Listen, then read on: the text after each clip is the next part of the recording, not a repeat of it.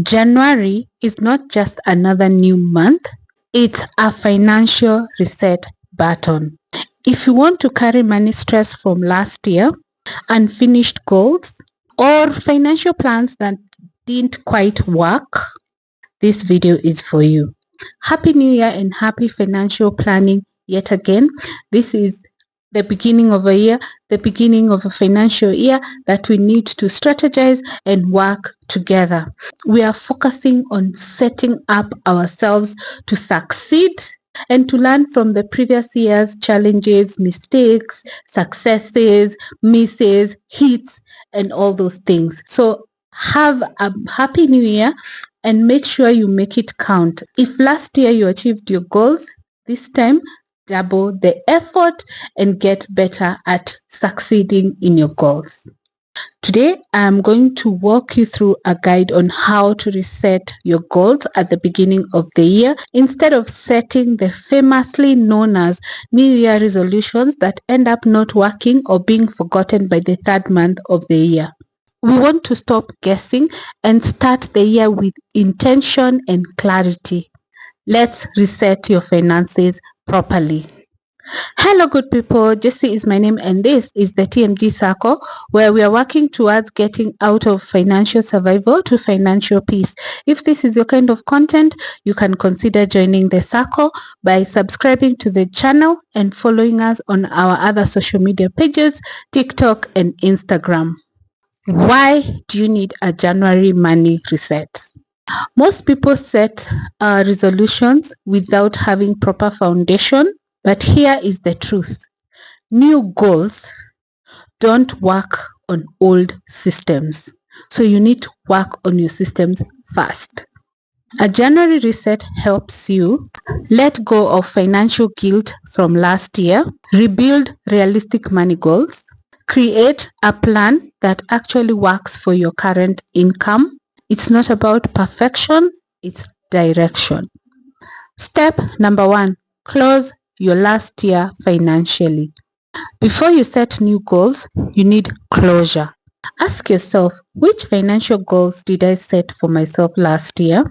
Which ones did I complete? Which ones didn't happen and why? Because you don't want to repeat the same mistakes that you did last year. Unmet goals are not failure, but feedback. Write down 1 money win, 1 money lesson, 1 money mistake that you don't want to repeat in the new year. This creates emotional and financial clarity. Step number 2, reset your current money reality.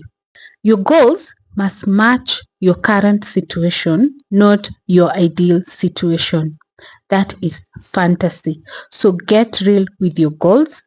The one person who can be true to themselves, who can be real to themselves, is only you. And it's your time to do that. So you need to start by reviewing your current income, your fixed monthly expenses, your debt and any other financial obligations, your saving balance. Ask yourself, what can my money handle right now? Where do I need stability before growth? Is it in my budgeting? Is it in increasing my income? Am I already being able to manage the income that I have, and I will only increase both income and efficiency, or am I just thinking of how to increase income and actually I'm not even being able to manage what I have? Decide whether your focus in January will be catching up, stabilizing, or growing, depending on the level you are at. If you're not struggling, then it means you can be growing. If you're struggling, you need to first stabilize. If you have things that you needed to do that are not done, you first need to catch up. The good thing is that you can do the 3 concurrently, and that's perfectly okay. The next step is setting financial annual priorities for the current year. Instead of setting 10 money goals, simplify and just choose 3 priorities. 1 saving goal, 1 debt goal, either to pay off, reduce, consolidate, or just a work around your debt. 1 growth, or investment goal. Those three, you can either do them concurrently depending on financial position at the moment, or you can focus on one. For instance, you can say, this year I'm going to build my emergency fund. Of course, if you're not in the 30-week saving challenge, you could be in this category. But if you're in the 30-week saving challenge, I'm very sure that everybody who completed successfully must be having an emergency fund in place if they didn't already have it. The next thing, of course, would be either to pay a high interest debt or the debt which is significant and you want to reduce it in the course of the year. Then you can say you want to start saving consistently if you have not been saving. If you have been saving and you're now good at saving, then you're ready for the next goal, which is investing on a monthly basis and being committed to investing.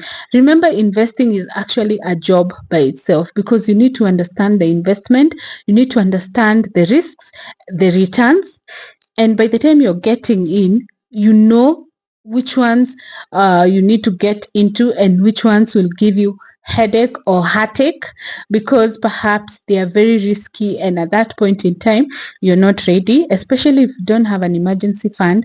You're not ready for risky investments. The rule is you have to have something among the 4 items that I have mentioned. They must appear on your goals. So depending on your current financial position, then make sure you have either all of them, because if you don't have, then it means you have a catching up to do, or you have one major one that you need to prioritize as the others have been work in progress. The next step is to turn annual goals into January actions. Big goals fail without small steps. Ask yourself, which is one money goal can I achieve in the month of January? And challenge yourself to achieve it. Ask yourself, what does progress look like in 30 days? Remember, if you cannot have baby steps, don't expect to achieve other things overnight. It takes a process. The people you see, who you feel or you think or you know are successful in life, they have worked to get to where they are right now. There's no lift. You have to take the stairs unless you come from a rich family or you hit a jackpot. Maybe you can do one business and it takes off very fast and changes your life and your destiny. So yes, chances are there, but most people have had to work very hard for where they are today. So the things that you have to do, especially as you begin January, you need to automate your savings.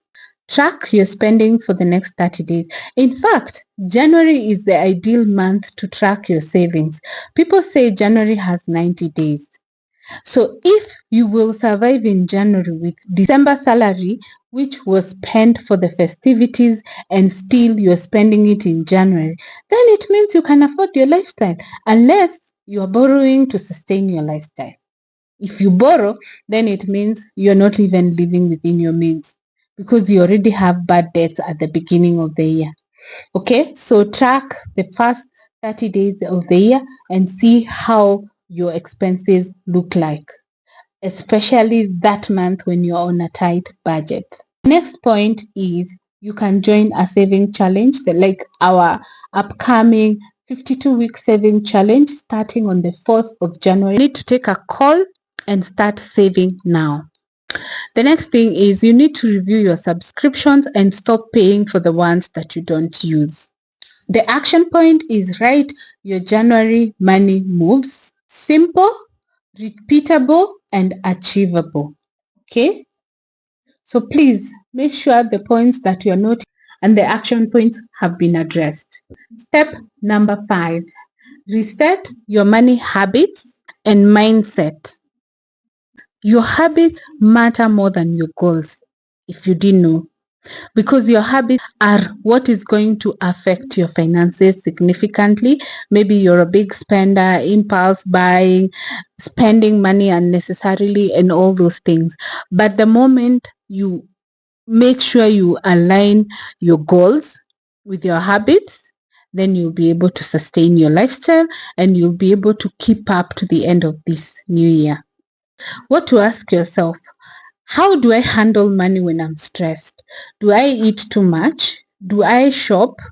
Do I just get to go out and drink? Or how do I interact with money when I'm stressed? When it comes to money, do I plan or do I react? What is that habit that is always holding me back from progressing financially? Reset rule. You don't need discipline, you need systems. I hope you see the difference. When it comes to saving, you need discipline and consistency. When it comes to reset, you need working systems. Habits to start building in January. Weekly money check-ins. Track all your expenses. Plan all your spending. Save consistently no matter how small. And start investing no matter how small.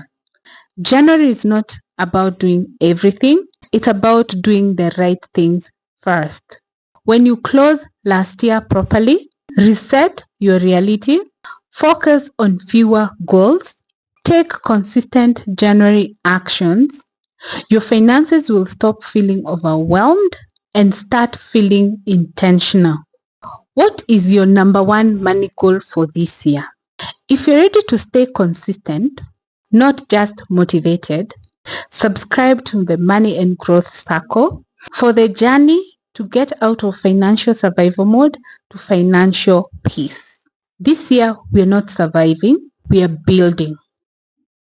If you want to be part of the building, it's time to join the circle. The 52-week saving challenge starts on the 4th of January. It is our first project for this year toward building our future, which will be a successful future, strategic and focused. We are creating systems, we are not just surviving. This is the TMG Circle, where we are working towards getting out of survival mode to financial peace. If this is your kind of content, you can join the circle by subscribing to the channel and follow us on Instagram and TikTok, where we post daily videos. See you on the next one. Bye.